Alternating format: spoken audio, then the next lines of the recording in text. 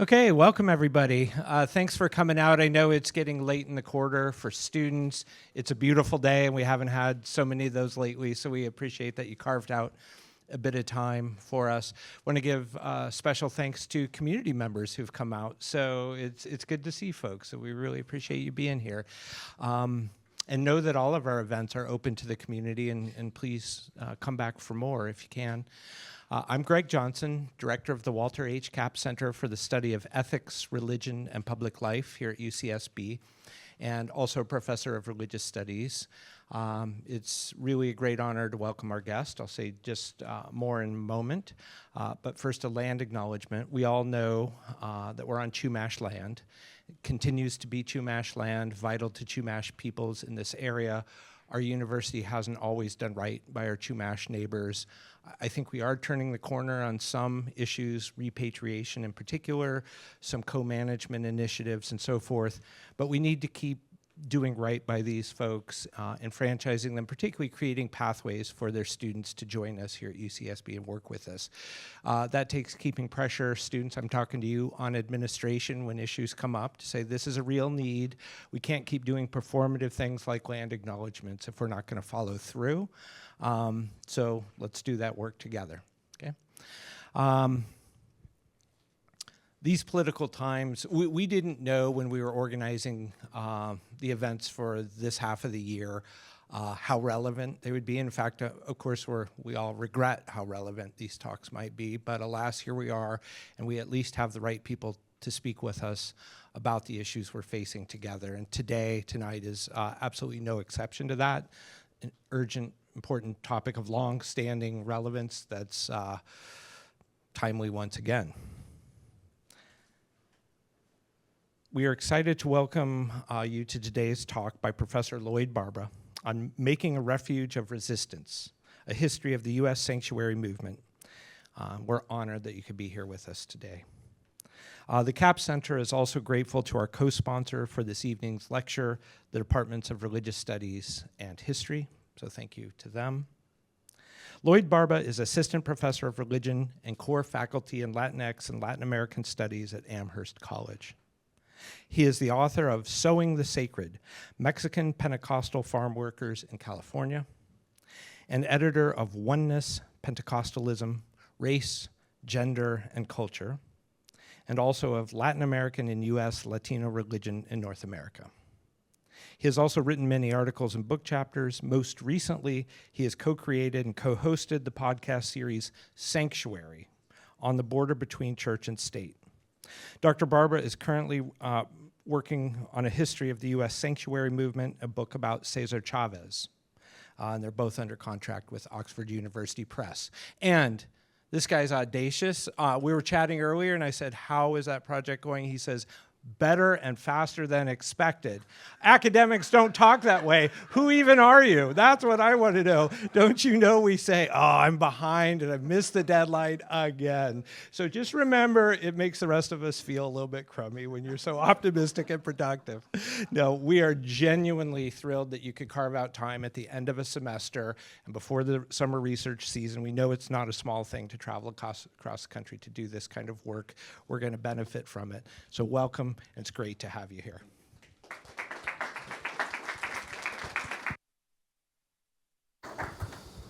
Well, it's great to be in what I've been calling all day today, Santa Barba. Why don't I say thanks to Drs. Dusty Osley and Greg Johnson for facilitating this visit, David Walker, Corey Booker, Corey Tucker Price, sorry, and Joe Blankholm. I'm used to Joseph and I say Joe, so I'm getting things mixed matched. My bad. All the folks in the Kapp Center, Leilani, where are you? Somewhere here. Thank you so much for again facilitating, walking me over. It's easy to get lost in a place you've never been to before, right? So it happens. Thank you. So coming from a liberal arts school, I'm from Amherst College. We have 1,800 students, right? This place is ginormous compared to Amherst College. And teaching at a place like Amherst College, one is often on an island intellectually, where I'm the one Americanist in religion. And so it's Santa Barbara refreshing to be among historians and scholars of American religion. And I come to this topic that I'm presenting about today from the training in Latinx religion and immigration history. and still surprised that scholars of religion have scarcely touched this topic of sanctuary. Today I'll share a bit of my next book project, title similar there, Refuge of Resistance, A History of the U.S. Sanctuary Movement. And thanks to a recent grant by the American Council of Learned Societies, the manuscript will make an on-time departure off my desk next year. But until then, you can check out a longer version of part 2 of the talk, part 2 of today's talk, in which I discuss this concept of usable sacred histories. That'll be in the forthcoming issue of the Journal of the American Academy of Religion, though with far fewer images than you'll see today. I also wanted to distribute these flyers. This is, if you could help me, Greg and Dusty, that'd be great. That's for the podcast, Sanctuary on the Border Between Church and State. It's a 7-episode limited podcast series I co-wrote and co-hosted with historian Sergio Gonzalez from Marquette University. And it's produced by UC Santa Barbara religion PhD Brad Onishi and his wonderful team at Access Mundi Media. So back to the book and today's topic. A Refuge of Resistance covers the long history of the sanctuary movement from the 1980s to the present day. Historians who study the kind of material that I do, we really wish that this material would not be relevant again. But here we are in 2025, a time when the mayors of sanctuary cities have been summoned to appear before Congress for a hearing. And just last week, the president signed an executive order aimed to punish and criminalize sanctuary city leaders just on April 28th. So this is all hitting us at once. In recent months, many of us perhaps have started to see signposts such as these, as you see on the slide. Congregations have decided that in light of the rescission of the sensitive locations memo under the current administration, that a clear demarcation of sacred space is once again necessary. So on the left-hand side, St. Paul and St. Andrew's Church, welcome, ICE and Homeland Security is not permitted, and who to contact. And on the right, more of a template used by the California Pacific Conference of the United Methodist Church, indicating the private property notice. And this church's private property, unauthorized entry, including the ICE, Homeland Security, without a signed Jewish warrant, is not permitted. These have begun to abound in recent weeks and months.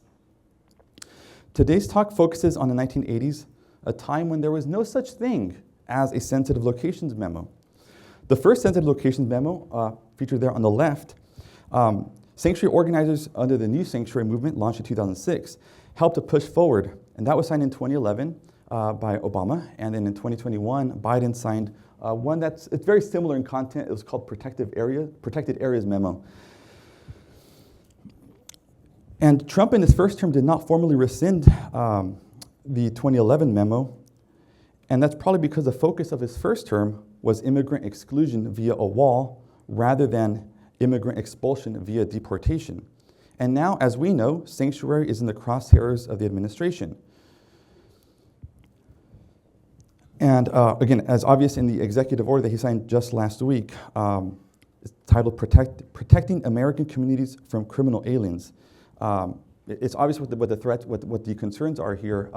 In the White House press release the same day, it quotes Trump describing sanctuary cities as death traps, making no small issue of, or no small deal of the alleged violence that he cites in these sorts of places. But those sorts of statistics contravene all of the empirical research showing that sanctuary cities are not just, in many cases, safer, but again, the kind of work that folks need to do to undo the harm of that kind of discursive violence also show that immigrants, especially those without documentation, are far less likely than your average or your American citizen to commit crimes. So it really just contravenes a host of research on that.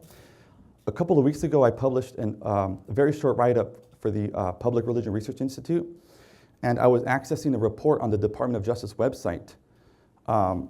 It was right around February 21st or so, I'd say, and I was working with the report online.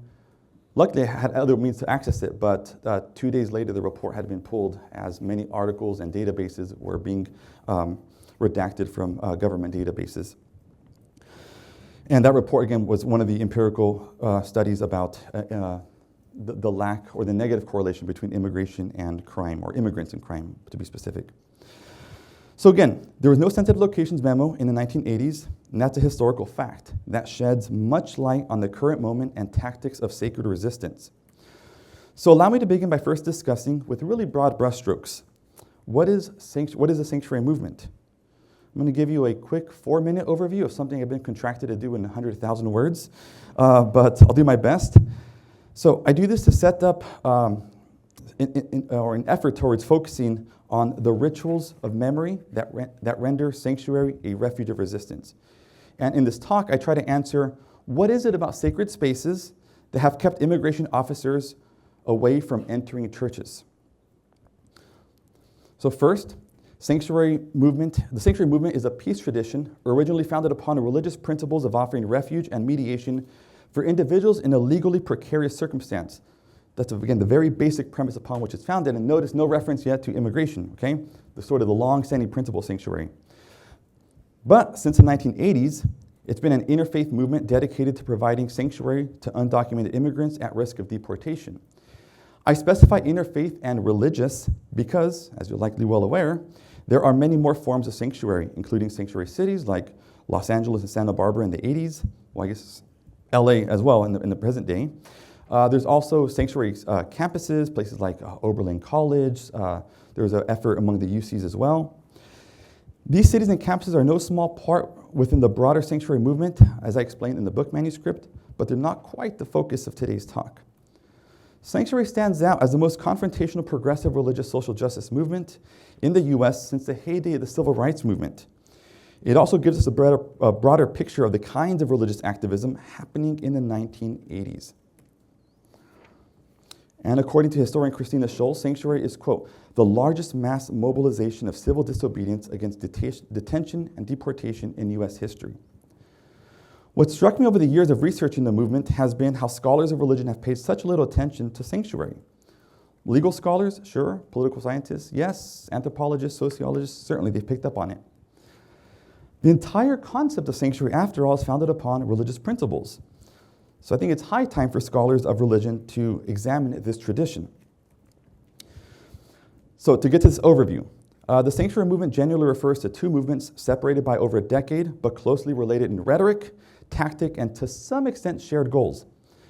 The original sanctuary movement of the 80s provided support for Central American refugees fleeing the violence of US-backed civil wars in Central America.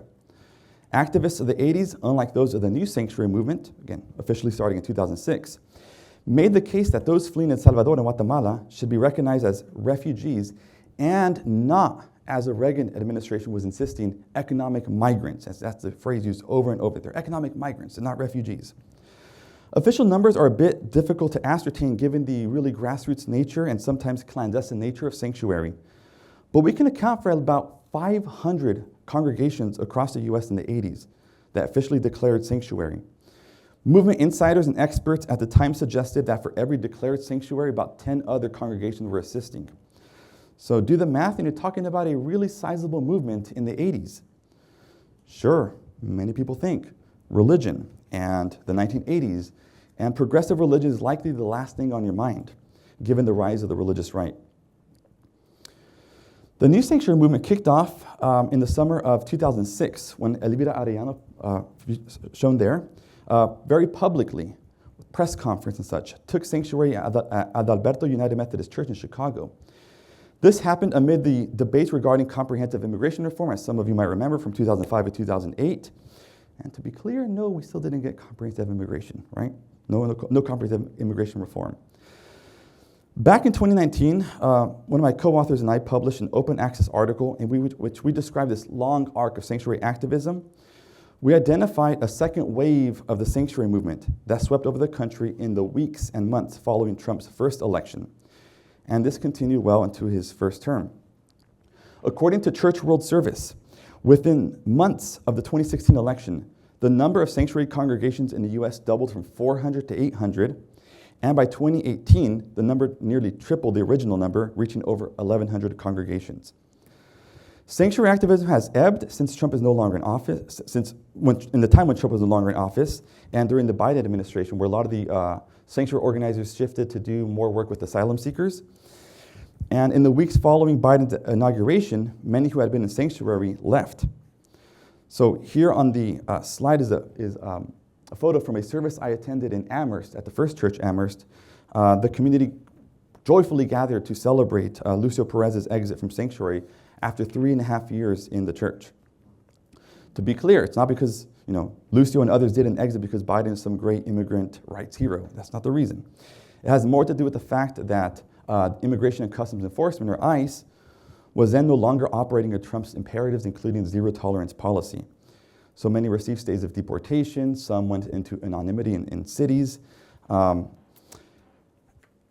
in short, one pattern we see since the 80s is that sanctuary arises when the state has utterly failed vulnerable immigrants. And since we're in Santa Barbara, I'm going to do some local history here. From the University of Washington's archives, there's a list of sanctuary organizations. I believe this one is from, I think it's from 87.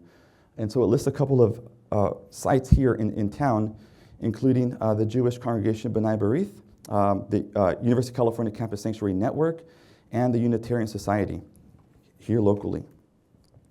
As well as, I found this really quite intriguing, the Franciscan Friars of Santa Barbara. If you follow with me here in this this penultimate sentence, when the formal vote to declare sanctuary was taken, an overwhelming number voted with 75% in favor. Their rules call for 30% or more passage. Santa Barbara is the first OFM province in America to take this stand. I found that really, really fascinating, given the robust nature of Catholic sanctuary activism in the 80s. Also, as I mentioned very briefly, found record of Santa Barbara as a sanctuary city. So just about a month ago, I published with Sergio Gonzalez, my co-author, an article in Time magazine making the point that sanctuary cities is not something new. Even though they've been brought to the surface because of the attacks against sanctuary cities, they've been around for a while. And again, really the core principle that matters in sanctuary cities, is arguing a different article in ArcMag, is the non-cooperation agreement. That's local law enforcement. They're doing their job. They're not going to do the bidding of federal law enforcement. And that is really the point of contention in Trump's executive order signed last week.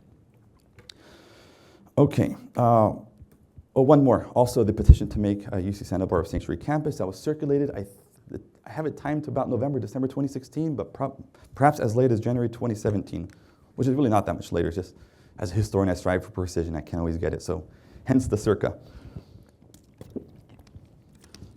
And also, thanks to Dr. Hosley today, my quick trip to the special collections here on campus shows and indicates that there's a whole lot more research to be done on the new sanctuary movement in 2006, 2007, 2008 in Santa Barbara and in the area here. Okay, let's zoom out real quick again. So my own take is that sanctuary is a refuge of resistance. In that framing, the concept of sanctuary rests on this ostensible contradiction. Sanctuary is a place of refuge, or think rest, that is founded upon relentless resistance, or think struggle. Although the terms refuge and resistance seem to be antithetical, these concepts work hand in hand in the sanctuary movement. They have allowed the movement to successfully tap into a tradition of religious and cultural resistance without dispensing of its forceful scriptural and historical precedent of refuge.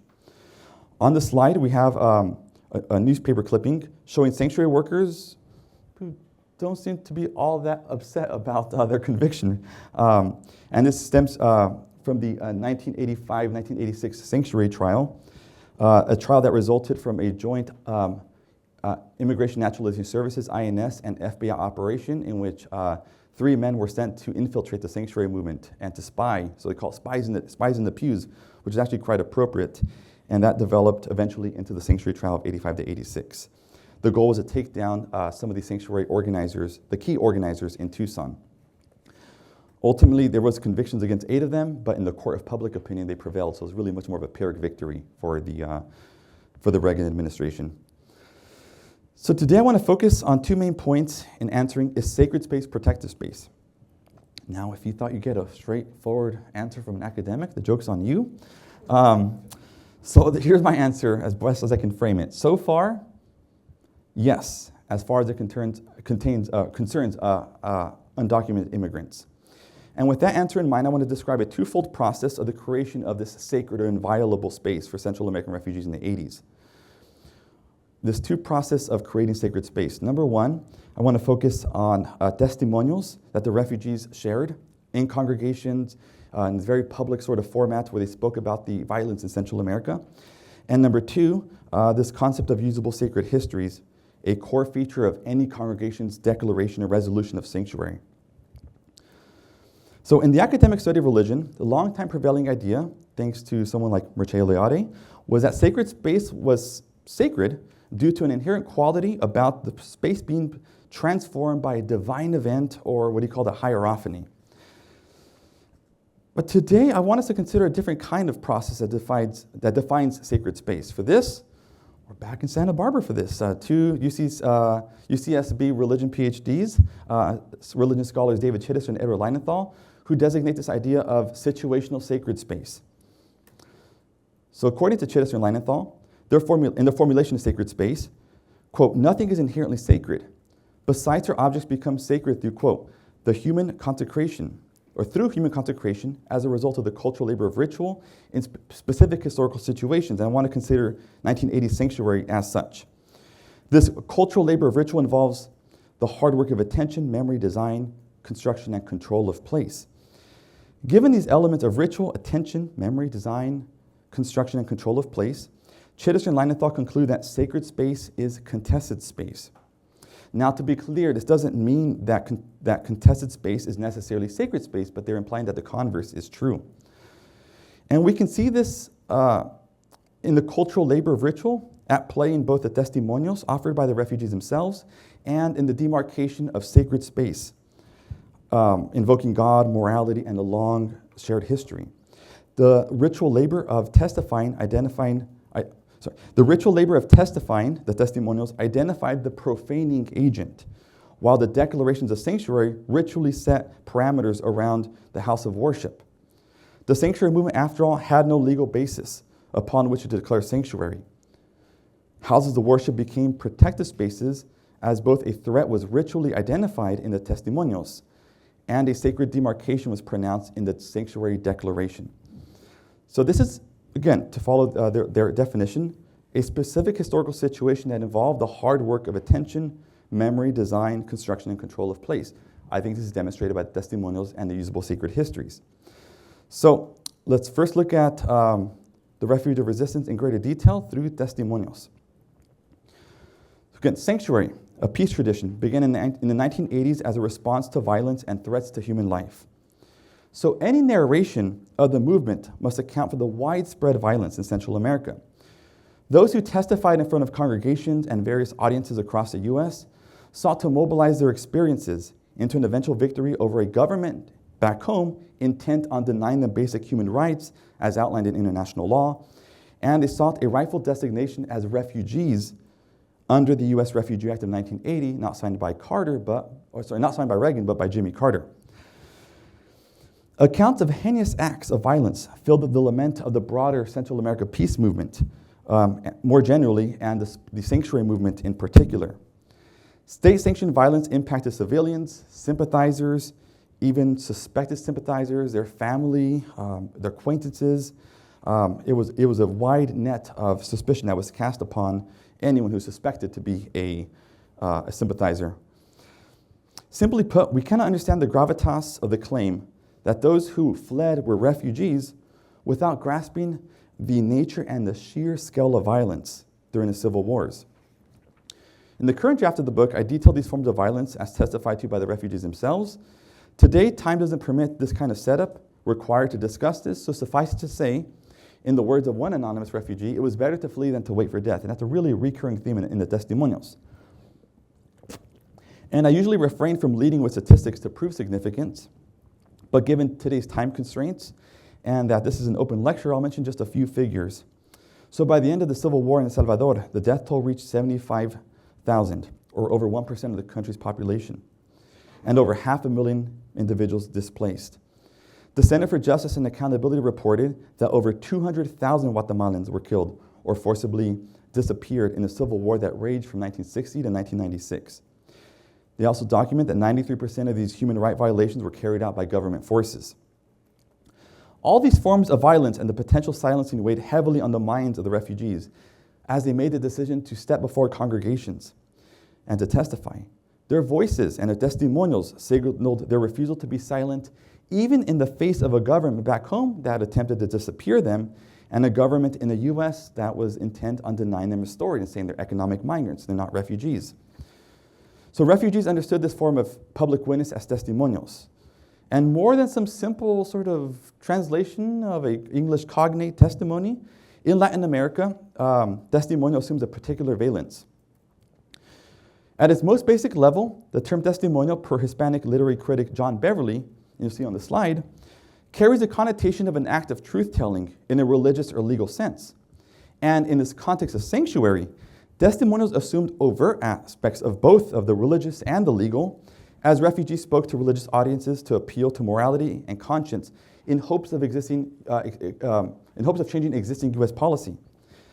As acts of truth-telling, the testimonials also quote a story that needs to be told, and the emphasis is original to Beverly. What defined need here were the conditions under which the witnesses were being systematically silenced by state power that governed law and has suspended the free press. To speak back, or in other words, to deliver a testimonial, constituted a direct challenge. Testimonials work amid asymmetrical power relations and thus constitute a type of resistance literature, the last point there. Absent these points, one may very well fail to realize why refugee testimonials operated in this particular critical register. Per Beverly, testimonials convey a sense of uncanniness on the part of the person offering the testimonial and the aesthetic of the testimonial. There is sort of a gut-wrenching and a calling to attention quality of testimonials. Now, again, to think of how this would, the way this information is supposed to hit you, I'll have to cover the mic for this, but it has this sort of, this aesthetic of, hey, you there, right? Utterly grab your attention, gut-wrenching, and is supposed to change hearts and minds. It's meant to utterly disturb you.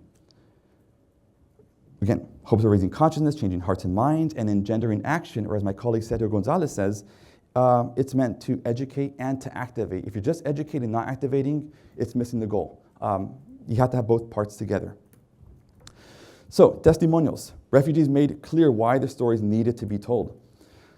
In November '85, Emilio, pictured here with his family, took sanctuary in Chicago with his wife Gladys and their 3 children.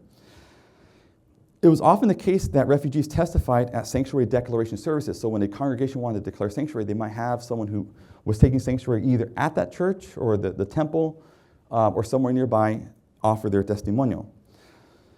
Emilio made his reasons clear for leaving El Salvador. He stated, "My government ordered me to leave the country or appear among the disappeared."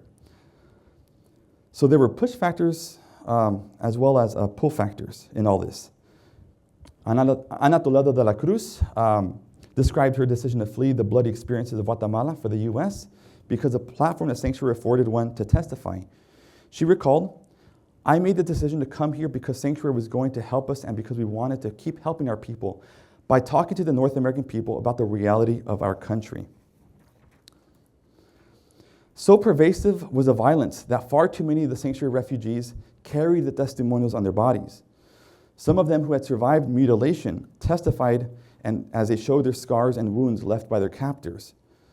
From sanctuary, Mario Castillo, a medical student, shared how, quote, "The police captured and tortured me. I still have the signs of torture on my body." Others, to stay the mouths of these doubting Thomases, would show journalists their wounds. In these cases, sanctuaries transcended the category of resistance literature by becoming bodily or corporal witnesses to violence. Sanctuary seekers also, again, they understood this platform that sanctuary provided. This is the case of Estella, who took sanctuary in Cambridge, Massachusetts. And she testified about her time in sanctuary. So this quote is from 1987, when she was at a Jerome Hall forum at Harvard Divinity School. She reflected on her time in sanctuary at Cambridge. So she wrote, "Here in exile, I have participated in the sanctuary movement as a refugee. The movement has given me protection, and through it, I have had the opportunity to share my experiences and the experiences of the people who live in my country.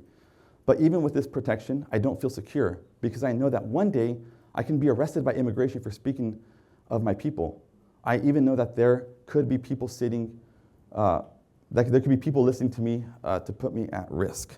And these sorts of testimonies continue. Manuel Rodriguez in the Pacific Northwest testified that he hoped sanctuary that his presence there would contribute to the North American people's understanding of the reality of human rights and all of its abuses. And speaking prophetically, Alfredo, and a lot of these are, I mean, all these cases actually, these are pseudonyms. Alfredo wrote that, "I know my words are like seeds in the ground, and later we will be able to harvest good fruit in the future." So here I'm going to share some dimensions of the testimonials that I don't have the time to really flesh out, but I find the images terribly compelling and unnerving. So still currently working out this part on sanctuary caravans, or what organizers call the Overground Railroad. And these rose up in defiance to the arrest of sanctuary organizers in 1984. And these also arose in defiance to the federal indictment against the sanctuary workers announced in January 1985. In short, as the sanctuary movement faced federal pressure, or pressure from the federal government, they doubled down on their sacred resistance.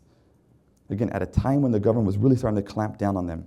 So the family on the right went on the Overground Railroad, traveling through much of the Midwest, Chicago, and ended up in Vermont. I'm showing another example of these Overground Railroads. In slide 15 here, on the left, one of the flyers for the Freedom Train of the Sanctuary Caravan responding to the federal indictments against sanctuary workers. So they started symbolically in Phoenix and traveled much of what people call flyover country. After the trip here, I get it, from Massachusetts, and stopped for a longer trip in Chicago.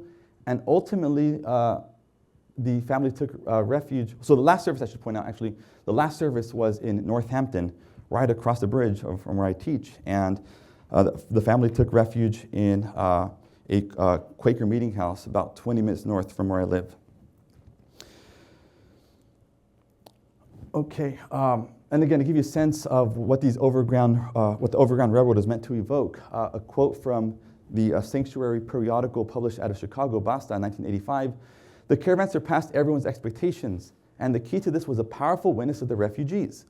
The depth and breadth of their experiences and their ability to communicate through music, poetry, dance, theater, prayer, worship, and preaching enabled the Spirit to be present, to be experienced, and for people's lives to be affected." Now, again, I don't have the time to go into this today, but I have recently published about sanctuary refugees and really challenging our concept of sanctuary leaders. I reconceptualize refugees as leaders of the movement. Why? You don't have the sanctuary movement without the refugees' testimonials. They're the ones who spur the movement into action. So the Sanctuary Declaration service at Southside Presbyterian Church in Tucson. One more quick slide. About the testimonies and testimonials, the voice of the martyrs. Can't discuss witnesses without mention of martyrs. The term martyrs itself drawing from the Greek term martus, right, which means witness, and you have folks who paid the ultimate price with their life. Oscar Romero, the Salvadoran Archbishop, he was assassinated while offering mass at a hospital. He wrote, "They can kill me, but not the voice of justice." And so the sanctuary movement was very intentional about always remembering those who have passed away and were martyrs for human rights in Central America. Includes Oscar Romero, Rutilio Grande, the first priest killed during the Central American Civil Wars, Hermana Silvia, and this idea that even though they have passed on, they have risen in the struggle of the people, or viven en la lucha del pueblo. Okay, continuing on. The Sanctuary Declaration service at Southside Presbyterian Church in Tucson set a new tone of sacred resistance. Scheduled for March 24th, 1982, the service commemorated the 2-year anniversary of the assassination of Oscar Romero. On that day, a Salvadoran man who assumed the name Alfredo and his family publicly took refuge at Southside Presbyterian, as shown there on the slide. As more than 40 news reporters looked on, speakers reprimanded the Reagan administration for its heavy hand in fueling U.S. proxy wars in Central America and for denying refugee status to those fleeing violence from especially Guatemala and El Salvador. Offering unsanctioned refuge, however, amounted to, let's be clear, civil disobedience, since harboring and transporting undocumented immigrants violated federal law. That day, 2 banners hung outside of the church. You can't see all the words necessarily in the photograph from '82, but in the photo I took of these replicas of the banners in 2018, we read on the left, La migra no profana santuario, immigration officers shall not profane the sanctuary. La migra short for the immigration, which means, nowadays, ICE, Border Patrol, and really anyone falling under DHS that functions any kind of law enforcement. And on the right, este es el santuario de Dios para los oprimidos de Centroamérica. This is the sanctuary of God for the oppressed of Central America. So a very clear demarcation of sacred space. In their search for a higher authority to justify their actions, sanctuary supporters at Southside Presbyterian prepared a media packet, complete with one document that was titled Historical and Theological Basis for Sanctuary. This document was the 8th in 9 such documents and was preceded by items such as Alfredo's own testimony, the congregation's letter that was addressed to then Attorney General William French Smith, outlining the congregation's intent to break law, the U.S. law. Other items included a list of endorsers from other churches in the area and nationally, showing that they were not alone in the sanctuary declaration. These other congregations similarly turned to sacred histories of refuge traditions to justify their civil disobedience. And in trying to find precedents of sacred refuge, they found a whole lot to draw upon. Their belief, as well as that of approximately 500 congregations across the country, maintained that their declaration aligned with hundreds, if not thousands of years of sanctuary traditions. Now on to a key feature of the declaration, something I call usable sacred histories. Congregations across the country turned to sacred history in search of precedents to legitimate their claim of sanctuary and to create a sacred or inviolable place of refuge. At their core, these various attempts to leverage usable sacred histories pointed to a shared sense that sanctuary, in the words of one rabbi from New York City, that sanctuary constituted, quote, a historic and hallowed principle in religious life. By usable sacred histories in this context, I refer to a series of historical traditions that sanctuary supporters imagined to be connected by practice across time and across geography. Again, to be very clear to a professionally trained historian, the connections appear to be tenuous at times, but their cogency really lies in the plenitude of the sanctuary supporters' imagined tradition.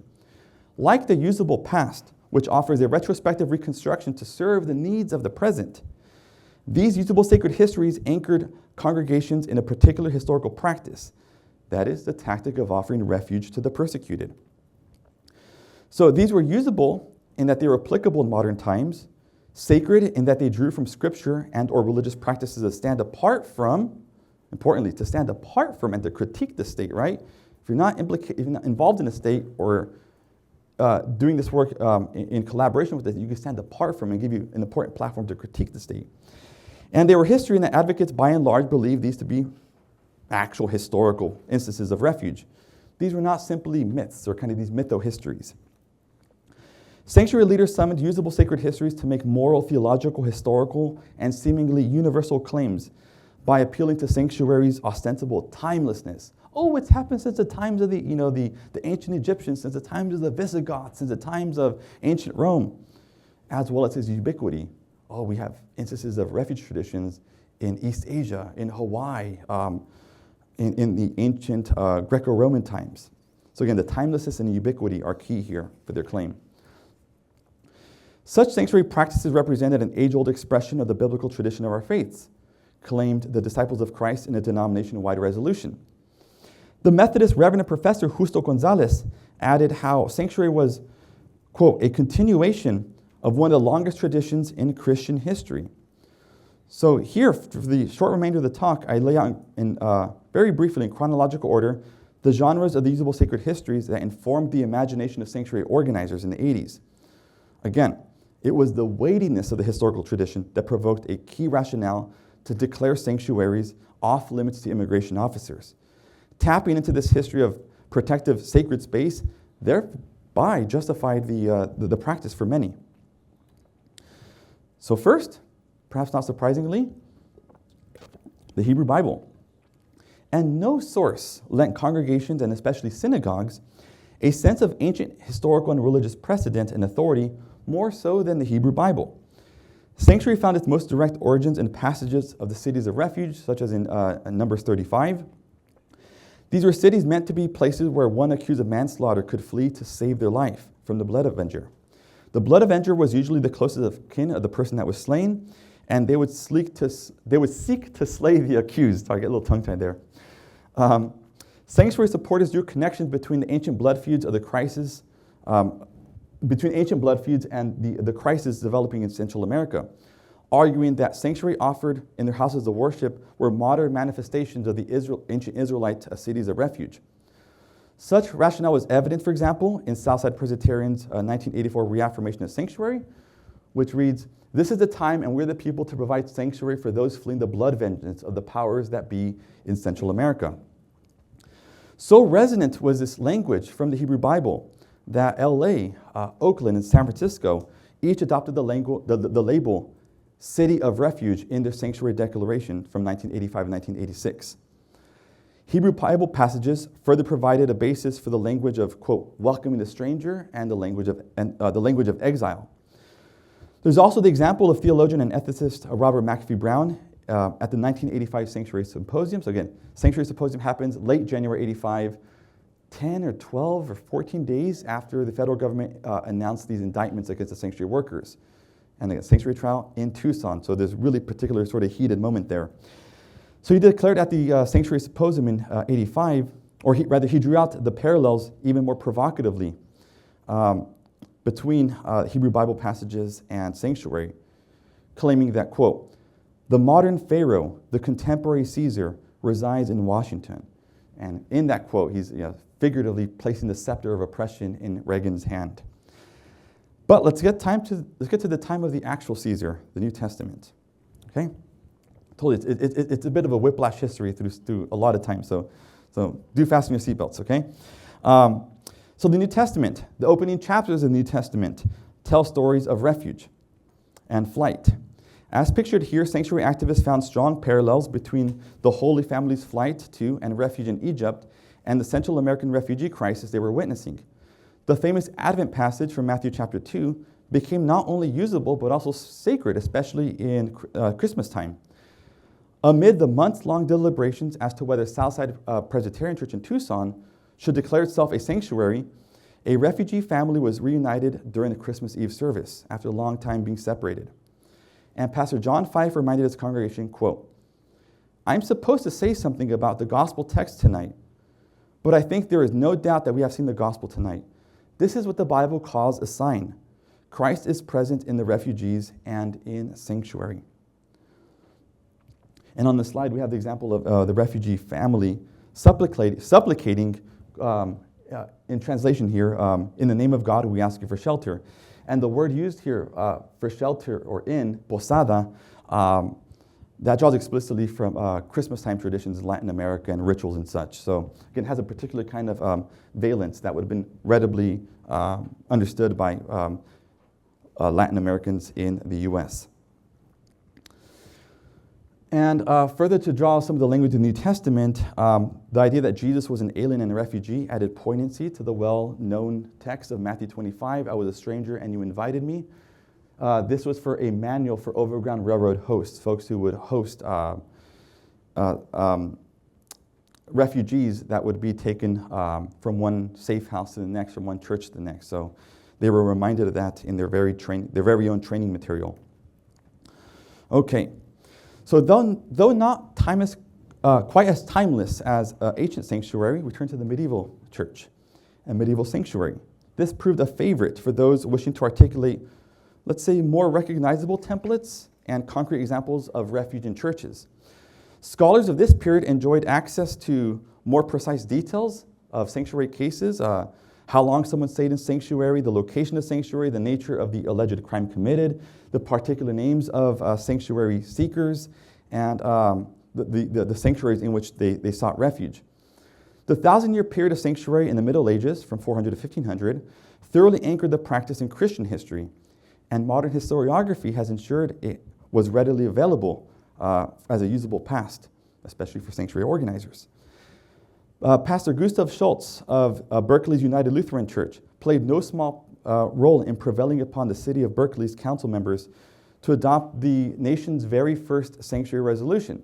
Not in the 80s though, okay? Actually in 1971, in his effort to provide sanctuary for Vietnam War resistors. The resolution cited how, quote, religious sanctuaries were respected by state authorities in medieval Europe. The city of Berkeley and Pastor Schultz again worked together in the 1980s to pass a new sanctuary resolution for Central American refugees. And one thing we should note about the medieval period, this is by and large Catholic history. So Catholics drew upon a wide array of icons and figures, with none rivaling the importance of the witness and martyr, namely who I mentioned before, Oscar Romero, and the four women missionaries who were brutally murdered in Central America in 1980. Sisters Mara Clark and Ida Ford, both Maryknoll sisters, Sister Dorothy Kazel, Ursuline, and lay missionary Jean Donovan. And I guess just a hop, skip, jump, and a windy road away. We have Los Angeles right nearby. Should I say Los Angeles and Santa Barbara or no? Is it a bad thing to say? Okay, it's okay to say Los Angeles, sorry. We have plenty of examples of sanctuary in Los Angeles and these buildings and centers commemorating those who were assassinated in Central America. There's the Centro Pastoral Rutilio Grande. Again, he's the first priest assassinated during the Central American Civil Wars, and the efforts led there in Los Angeles by Father Luis Olivares. It was not uncommon in the litanies of remembrance cited or recited in the sanctuary declaration services to recall the martyrs who had given their lives. Now, if Dr. Mario Garcia had been here, I'd really appreciate this. This is actually an image that he used in his book, but it's from the UCLA Charles Young Research Library, a sanctuary declaration service in Los Angeles. Importantly, I should note, on December 12, 1985, that's the feast day of Our Lady of Guadalupe. So to a lesser, though no less significant extent, Latino Catholics in the U.S. readily deploy the power and the pathos of the most widely celebrated religious symbol and icon in the Americas, Our Lady of Guadalupe. Father Luis Olivares declared sanctuary at La Placita Church on December 12, 1985, again, the feast day of Our Lady of Guadalupe. And Olivares argued that because Guadalupe had embraced Juan Diego, the humble Indian peasant, as it's termed. Juan Diego, by the way, was the one who encountered Guadalupe in this Marian apparition in Mexico City, 1531. Olivares argued that because she embraced Juan Diego, sanctuary activists should do the same, welcoming Central American refugees. So a poem read in Spanish that day, and offered here in translation, made the connections even more explicit. Our Lady of Guadalupe, protect the new Juan Diegos among us. Help us bring an end to the violence in Central America. Bring justice to these nations, torn by the war, until peace finally comes. Help us have love and compassion towards these Juan Diego refugees. So again, making really clear connections to Catholic history in the Americas as well. Also, not to leave out U.S. histories, the notion of religious and political refugees settling in English colonies lent sanctuary legitimacy as a long-standing practice, not just in the continent, but in the U.S. Many within the sanctuary movement understood the English Americas to be a land of sanctuary. Think of places like New Haven, right, in Connecticut, and a place to flee from every form of oppression and persecution. No precedent in American history evoked such inspiring stories of sanctuary as did the 19th century Underground Railroad for fugitive slaves. The network of churches and safe houses that transport migrants from Central America through Mexico and into the U.S. Was referred to as the New Underground Railroad. Destinations included sanctuaries in the U.S., again, safe houses, and urban centers where sometimes refugees would go into anonymity, or sometimes to our friendly neighbors to the north, Canada. For these reasons and more, many even called the sanctuary movement, as you see, again, on the left, one of the first books on the sanctuary movement, The New Underground Railroad, written by sanctuary insiders and scholars, and then also the recreation of a play about the spirit of Harriet Tubman, how the sanctuary movement is embodying some of the same sort of ethos in moving folks clandestinely through networks. Okay.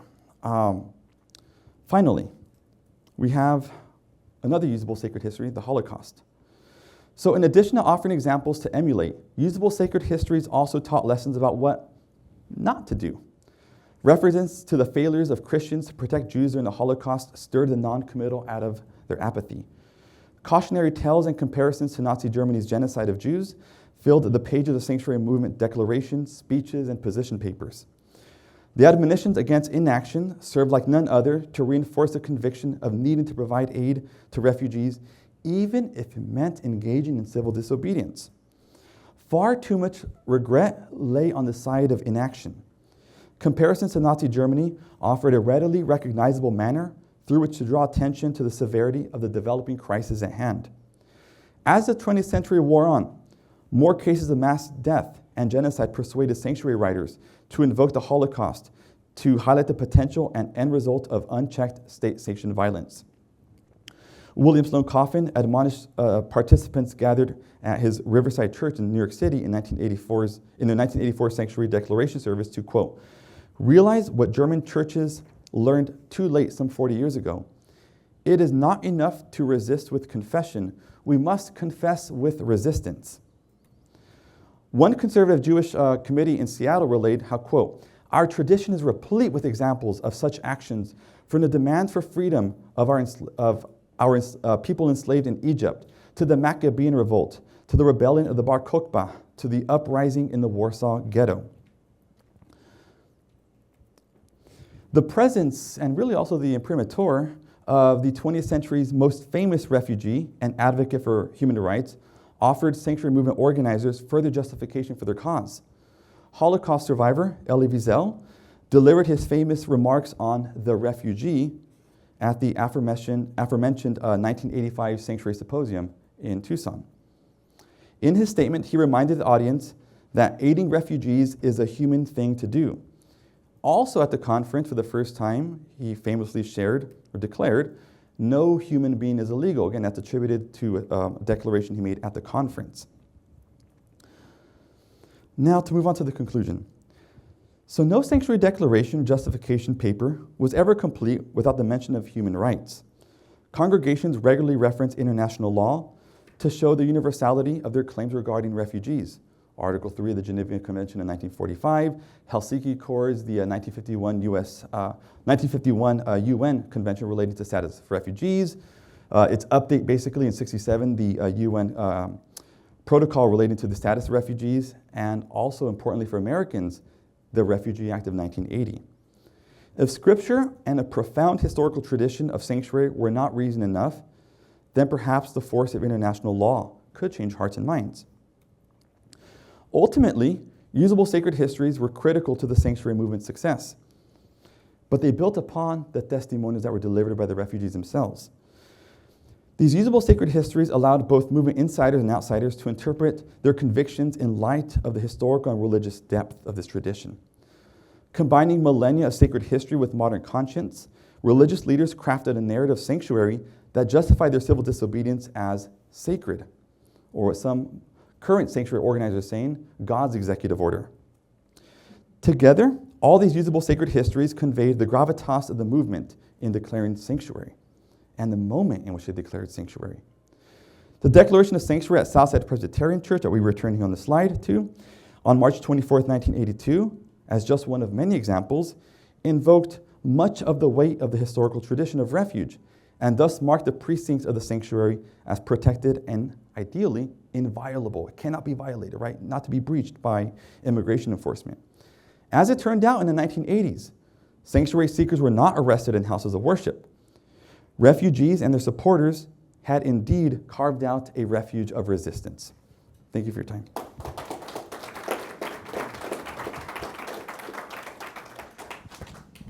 Wow, thank you. Really wonderful. I just want to make two quick comments and then we'll take questions. We have a generous amount of time, I think, for that. and I neglected to mention at the outset that Dr. Dusty Hosley does so many wonderful things for us, including being a talent scout. As we were conceptualizing this year and thinking about social justice issues in a reparations framework, he brought your name forward. I had seen your name, known a little bit of your work, but Dusty said it's an odds-on bet. This guy's going to do great things for us. So thank you, Dusty, for bringing that. Also, Leilani Calkins, our student assistant, she's been with us for several years now. And correct me if I'm wrong, but this is your last event with us. And after several years of really holding us together, so we want to, if everyone could thank Leilani for what she does. You mentioned Hawaii, which intrigued me just in passing, and let me just make a footnote there, and then we'll pick up the conversation on the side later. So as you know, there's a strong tradition of cities of refuge in Hawaii, going back into ancient history of places that refugees could go to get away from the force of what we could call the state at the time, or the hierarchy of authority. That tradition has persisted in some ways to the present, but went largely underground during Christian times from the 1820s forward. But just day before yesterday, we had another speaker here, two speakers, Native Hawaiian women, talking about the Mauna Kea movement. And on Mauna Kea, to resist the force of the state and police in particular, they recreated a pu'uhonua, a sanctuary, at the base of the mountain. Wow. And they designated it with traditional ritual protocol, gave it a traditional name, and made it very explicit to the police who were there, who are Hawaiian, by the way, and would know what they were tapping into, quite a usable history, saying, we are here in sanctuary, in refuge, and should you breach it, you not only are offending us and our movement, but you're defying the grounds of your own tradition as Hawaiians. Wow. So leveraging it back at them in this way. So it runs so parallel to much of what you're doing. It kind of gave me goosebumps when you were talking about it. This is the part where I get my pen out already. So this is great. No. Well, over dinner we'll talk about it more, but this is great. So let's have some questions. I'll bring the microphone around, and is that a hand? Yeah. Okay. And if folks would introduce themselves too, that'd be great. Yeah. It's kind of a hand because I don't want to be that guy, but meaning like I have a lot to say, but I want to be open to and not like hog the microphone. But amazing talk, to be sure. So my name's Ralph Armbruster Sandoval. I teach in the Department of Chicana and Chicano Studies. Professor Mario Garcia is my colleague. Wrote the book that you referenced about Luis Olivares. And there's just so much to say here. And I appreciate your invocation of trying to like ferret out a little bit of UCSB and Santa Barbara history. Santa Barbara was a sanctuary city. I've done some research on the sanctuary movement here. And there are folks that are getting up there in age. They have their personal archives. Sometimes if they know that you're out there and out and about, so to speak, they're like, hey, I have like 4 or 5 bags of like what we call primary sources. And would you like to have that? And would you like to see it? And could you donate it to the library for me? And you're like, adios mio. Of course I could, right? Yes. But so there's lots of little stories there. But I wanted to ask you, like, so teaching in Chicana and Chicano Studies, sometimes it's like de rigor to bring not you into the story. So I'm somebody that came of age in the 80s. So like at Long Beach State, I was a student. We had a sanctuary movement there. College campuses were providing sanctuary and all that kind of stuff. So I'm interested, and I'm trying to write a book also about sanctuary in LA in the 1980s and lots of other social movements in the 80s. So I'm winding up for a question, Lloyd, I'm sorry. It's like, so the death of Romero was only 7 or 8 years earlier. The death of the church women, what was going on, it was in the news every single day. You guys have been following Kilmar Abrego Garcia, I'm sure, the case of him, right?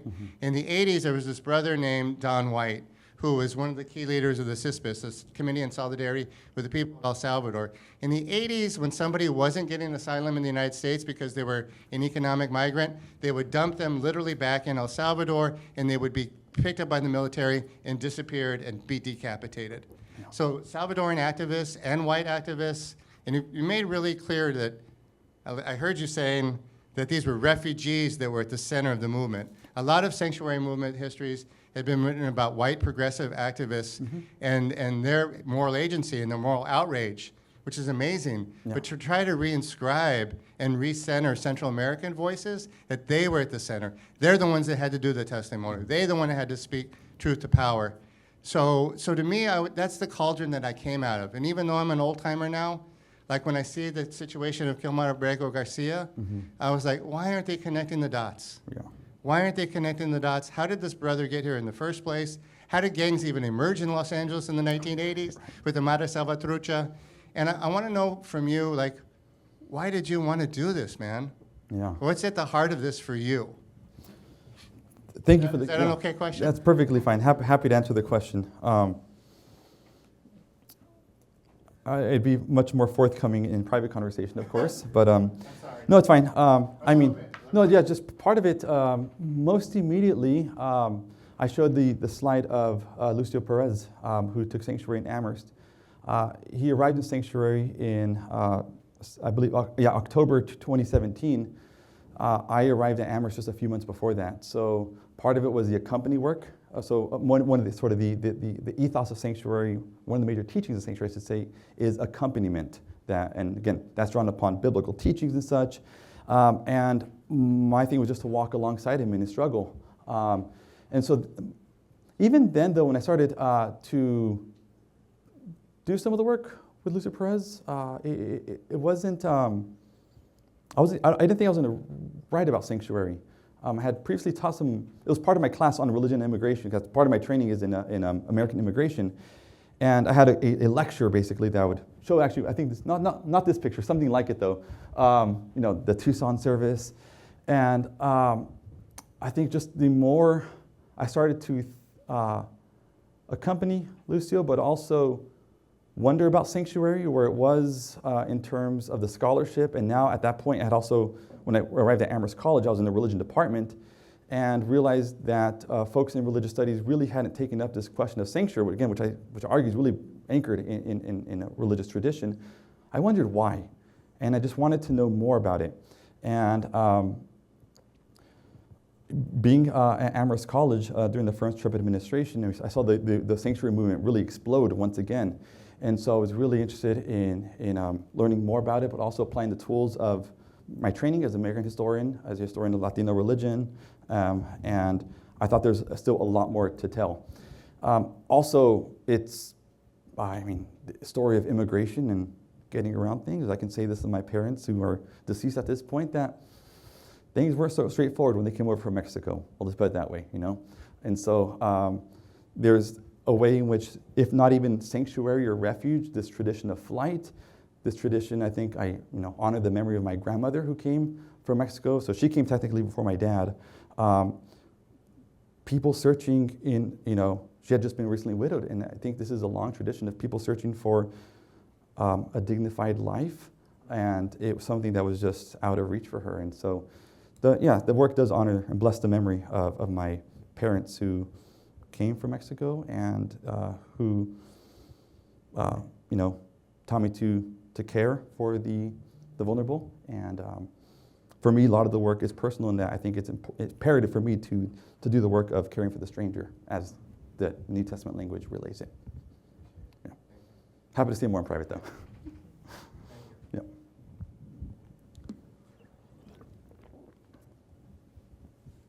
I outweight you all. Who's the next? We have time for more. Yeah, please. Okay. I don't really have a question, more gratitude. We received an invitation to this lecture through our minister, who's the Reverend from the Unitarian Society of Santa Barbara, so some of us are here, and this has just been fascinating. Oh, the same one that was on the slide? Yes. Oh, my yeah, God. yeah. It's for, I think, for those of us here and for her. She just couldn't be here tonight, but reignited our interest in our own congregation's participation in the sanctuary movement of the 1980s and how, we may be called upon again. So thank you for the invitation. Whoever sent the email to Reverend Julia Hamilton, we're here, and this has just been really fruitful. Thank you. Can I respond to the comment? I think it's actually really generative. So the grassroots nature of sanctuary, to a large degree, means that many of the collections of the 500 congregations have not even been collected. They're sitting somewhere in file cabinets in the church office. Yeah. Oh, we'll talk afterwards for sure then. But I've reached out to congregations more in the East Coast. One of them was in Washington D.C. I had kept the name just sort of surfaced over and over in some of the collection. I thought, well, I'll email and call. and there was just no institutional memory of sanctuary at that congregation. I thought that's lamentable, right? When they played such an integral role early on in the 80s. And so yeah, let's talk more. Hi, thank you so much for this talk, Dr. Barba. My name is Corey Tucker Price. I'll be starting at UCSB in Religious Studies as an assistant professor in winter 2026. I'm excited. This is a fascinating project, and it's a lot as a historian to see you move through what you've moved through. The question I have is about archives. Your first book, in Sowing the Sacred, your archival material was based from your interactions working with people who had taken these photographs, and it revealed oral histories, it revealed a photographic archive. I'm wondering how you're dealing with archives here, and so what archives are you working with? And because it's a grassroots movement, how as a historian are you trying to piece things together either thematically, is your timeline the chronology of the timeline, but also just geographically in terms of the different places? It seems like there's a lot of place-based movement happening here. And so I'm wondering how, in the book, how you're focusing on the archival sources you're using, and then how does that relate to the argument, the larger argument that you're making about the history? Because this seems, based on what you presented today, like several volumes of books. So I'm just wondering how you're framing that with the archives that you have. Thank you, Dr. Tucker Price, for that question. It's, actually really that's a nice segue for the previous comment about archives. So it is a really grassroots movement, and so what I'm hoping for more encounters just like today, actually, where we have some of the records in the office of the congregation still has some of the papers. I'm hoping for more encounters like that, because I think that's where you get some of the really great material. So at least in the 80s, there's quite a bit of regional forces, I guess, in sanctuary hubs you could think about. So one of the major ones is Tucson. So I've done archival work at the University of Arizona, and they have a massive collection. Again, that's also where the sanctuary trial took place. So a lot of records there about the sanctuary trial.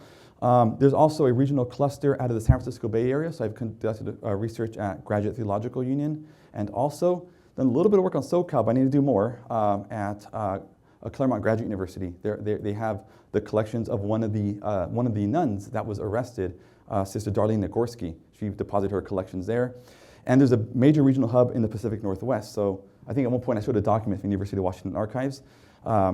So that's one way of approaching, trying to sort of track the different regions, and also Chicago, which is that's sort of the clearinghouse, if you will, of sanctuary organizing away from the border. So whereas in Tucson, they're doing a lot more humanitarian work, Chicago is politicizing a bit more, right? Really amping up the claims of resistance against state government or state power. And so you find the Chicago collections actually at the Wisconsin Historical Society. So I've done work there as well. And for material in the Northeast, where there's a really robust hub of the sanctuary movement, that's been at Harvard Divinity School and Yale Divinity School. I've also done some of the work, but I'm genuinely hoping for more of these, again, encounters of folks who have material, but just, it's just not been really,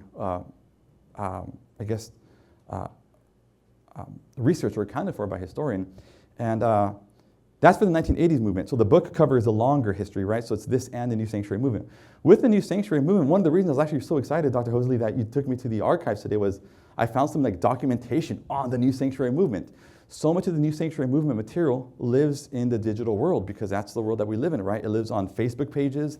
It lives, not so much Twitter, a little bit, but GoFundMe pages. So a lot of the archives, if you will, are online, but there's definitely a paper trail to be followed. Those just have not been organized as well as the 1980s materials. And, but what you do have in the New Sanctuary Movement, a lot more films and documentaries, and so it's a different kind of archive that I'm dealing with for the two different parts of the book. And I hope, even in telling kind of this bigger history, to bring out some of these local histories. That's just the way I've always loved to do history, but it's a little challenging to do all of that from Amherst, Massachusetts, right? These kind of local histories from below. that I did for the first book, where I was based in California to do that research. Thank you for the question. Thank you. My name is David Walker. I also teach in religious studies here. So I have a question also based in an awareness and appreciation of your earlier work on Pentecostal farm workers. And I think that might perhaps also reference the previous question too. Namely that I was noticing with the sort of denominational names Yep. that were listed here, they were generally not those that you have previously studied. Mm-hmm. They were a little bit more, let's call them mainline. And so I'm curious to know a little bit more about the sort of denominational lay of the land here and the nature of the sort of the ecumenical movement that you're articulating the rise of. Not necessarily, and here I'm thinking of Ralph's question, as a sort of like, let's talk about the sort of top-down movement here and who is providing the space, but rather perhaps as an invitation too to think more about the people themselves who are seeking refuge and the ways that I'm imagining that not everyone was disciples of Christ who ended up in the disciples church or like United Church of Christ or Baptist or, so what were the different networks or nature of ecumenism that were perhaps forged through that seeking? Excellent question. Make sense? Yeah, no, it makes total sense. So thanks for the question. Yeah, so largely the congregations providing sanctuary, a lot of your historic mainline Protestant congregations, right? So United Methodist Church issues a denominational-wide statement, as do the Disciples of Christ, the Presbyterian Church USA, the Unitarian Universalists as well. Again, these national, if you will, right? Or there's a resolution that's formally passed at their national convening. Now what that does, it has an immediate impact so that local congregations feel empowered and not intimidated to do sanctuary work. So by the time we get to the late 80s, in terms of like per capita, the number of denominations to the relative number of those who actually declare sanctuary, Unitarian Universalists are the highest in the representation.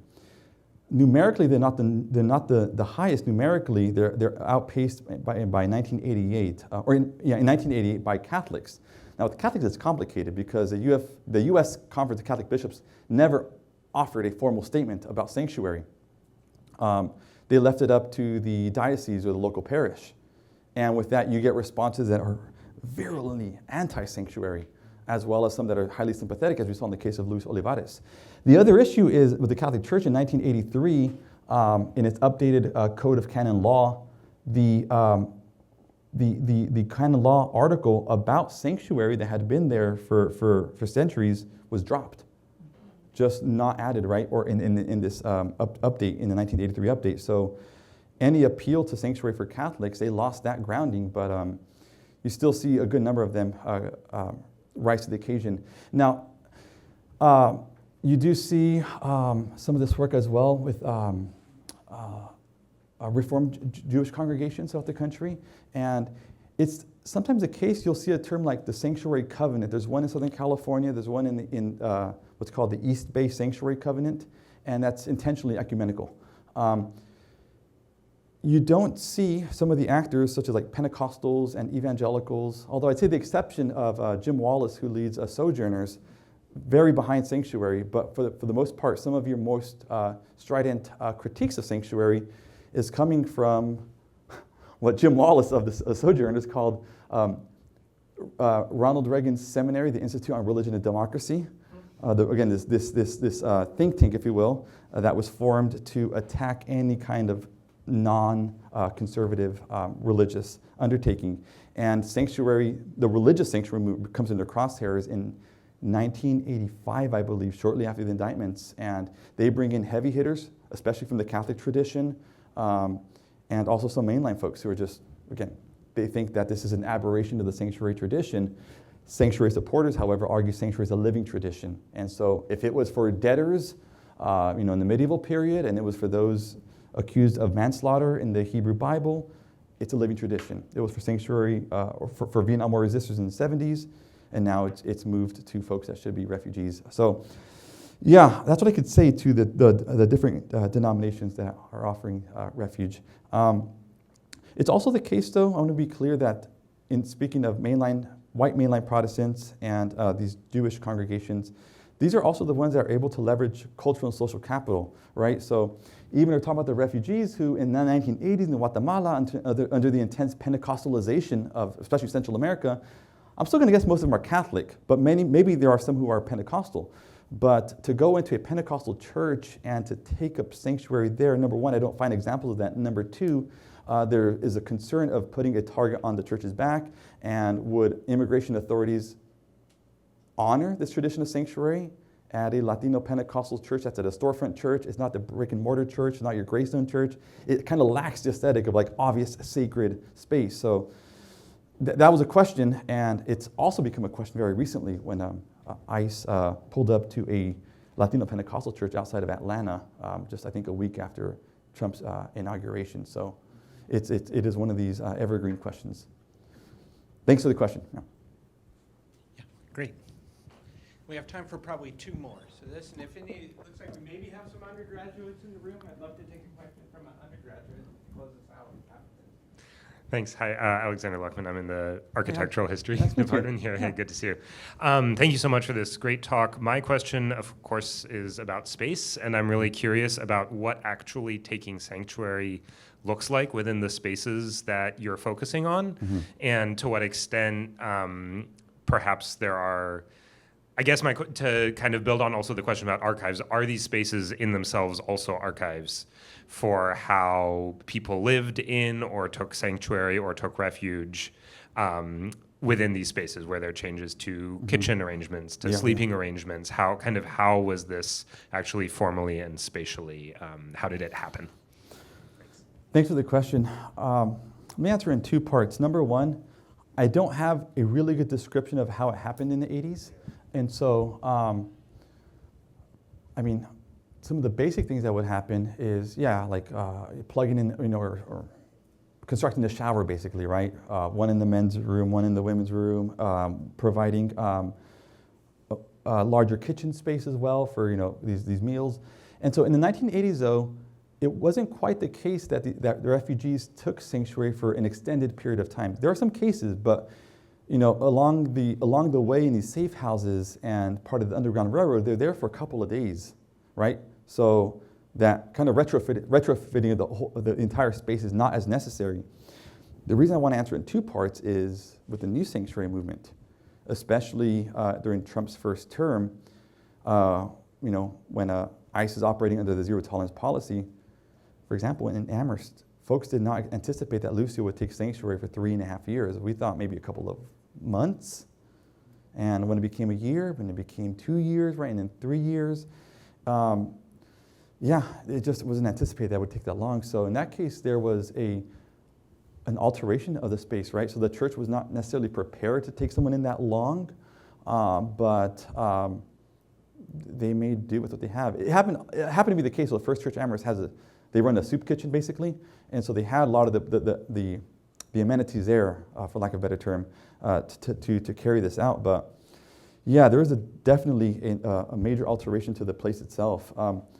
The question about the space itself being an archive, I think when you have the robust institutional memory like Southside Presbyterian does, I mean, again, this is in 2008 when I went, right? They had these banners up and they were actually putting on some sort of play, I think, about sanctuary in the 80s. So it's very much, I think, seared into their institutional conscience.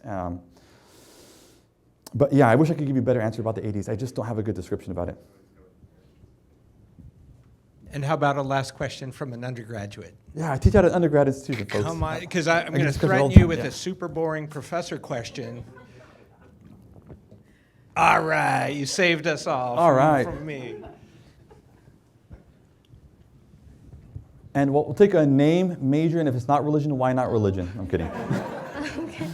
Well, I'm Chinyi, and I'm a first-year undergrad. I'm majoring in biology, but I'm taking a class on Asian American religion, which is how I heard about your talk. Oh, cool.